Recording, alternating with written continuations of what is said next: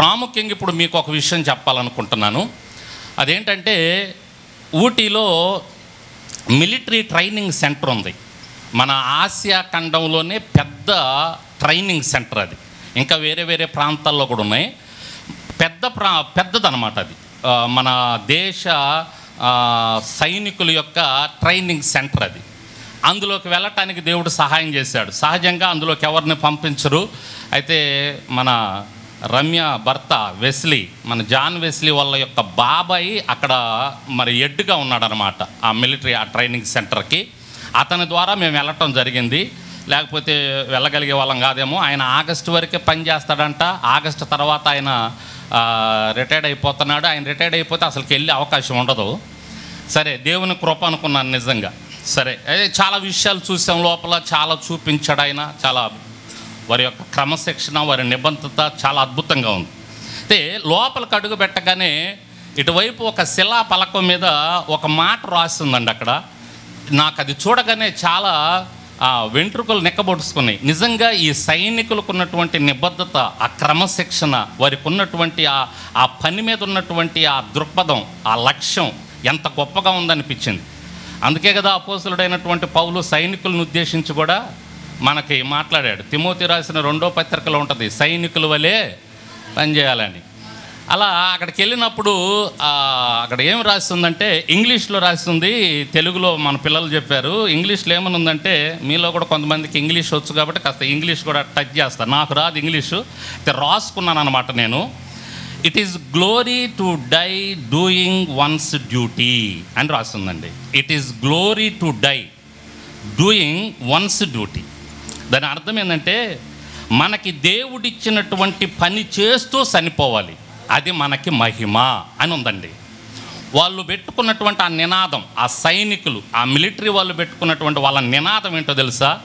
మేము ఈ పని చేస్తూ చనిపోవాలి, చనిపోయే వరకు ఈ పని చేయాలి, అది మాకు మహిమ అని వాళ్ళు అది పెట్టుకొని రోజు అది చూసి వాళ్ళు పనిలో ముందుకు సాగుతున్నారు. దేవునికి స్తోత్రం. ఎంత గొప్ప సంగతి అనిపించింది, ఎంత గొప్ప విషయం. ఆ సైనికులు వాళ్ళు తీసుకున్నటువంటి ఆ నిర్ణయం, వాళ్ళు పెట్టుకున్నటువంటి ఆ నినాదం, ఒక దైవజనులంగా మనం కూడా ఆ నినాదం పెట్టుకుని ఉంటే ఎంత బాగుంటుంది అనిపించింది అనమాట. ఏంటంటే, చనిపోయే వరకు దేవుని పని చేస్తూ ఈ పనిలోనే మేము ముందుకు సాగాలి, అది వాళ్ళు తీసుకున్న నిర్ణయం. మేము చనిపోయే వరకు ఆ మాట రాసుకొని దాన్ని చదువుకుంటూ వెళ్తారు.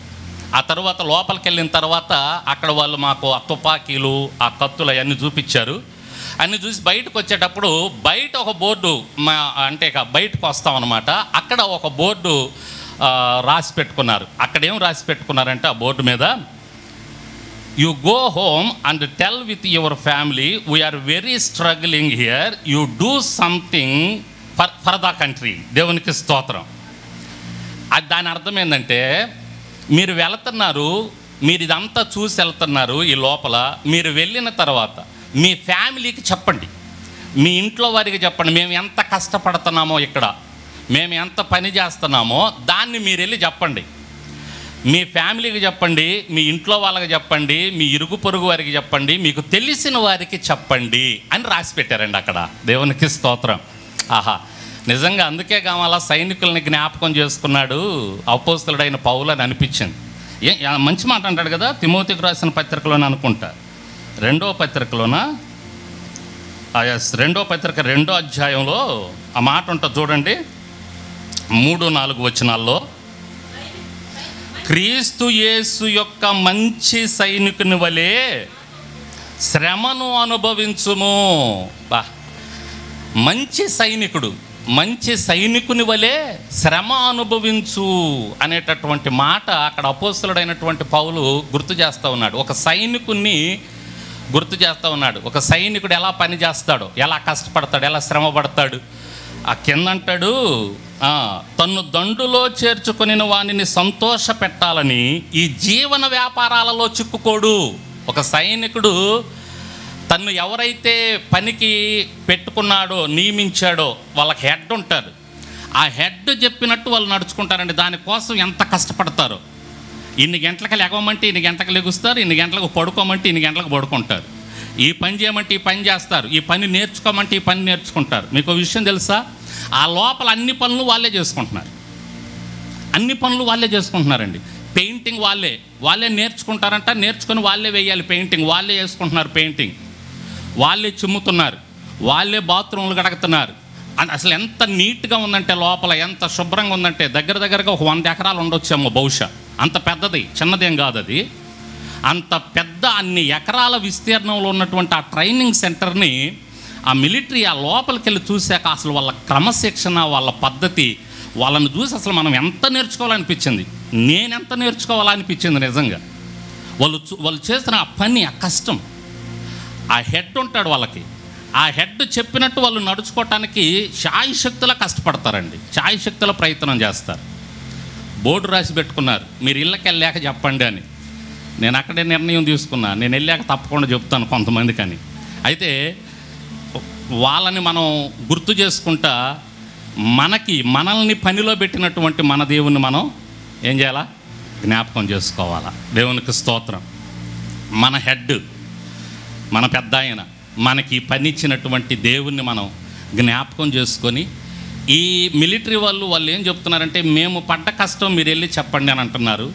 మరి మన యేసయ్య మన కోసం పడ్డటువంటి కష్టం, మన కోసం ఆయన పడ్డ వేదన, మనకిచ్చినటువంటి ఈ పని ఏం చెప్పాడు ఆయన చివరిలో? సర్వ సృష్టికి వెళ్ళి, మా సంఘస్థులకు చెప్పాను పోయిన ఆదివారం, ఇక్కడ ఒక బోర్డు పెడతాను వచ్చే ఆదివారం.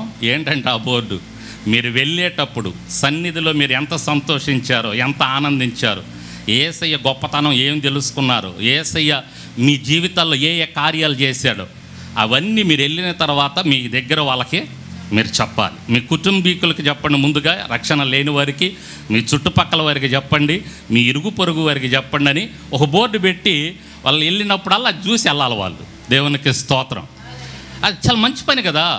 ఒక మిలిటరీ వాళ్ళు మనకు నేర్పిస్తున్నారు, సైనికులు మనకు నేర్పిస్తున్నారు. ఆల్రెడీ మనకు పరిశుద్ధ గ్రంథంలో ఉంది, కానీ మనం కొంచెం నిర్లక్ష్యం చూపిస్తూ ఉన్నాం.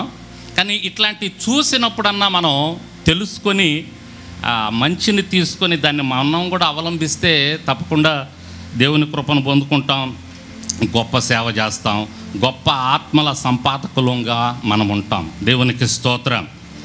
హల్లెలూయా చెప్దామా? హల్లెలూయా.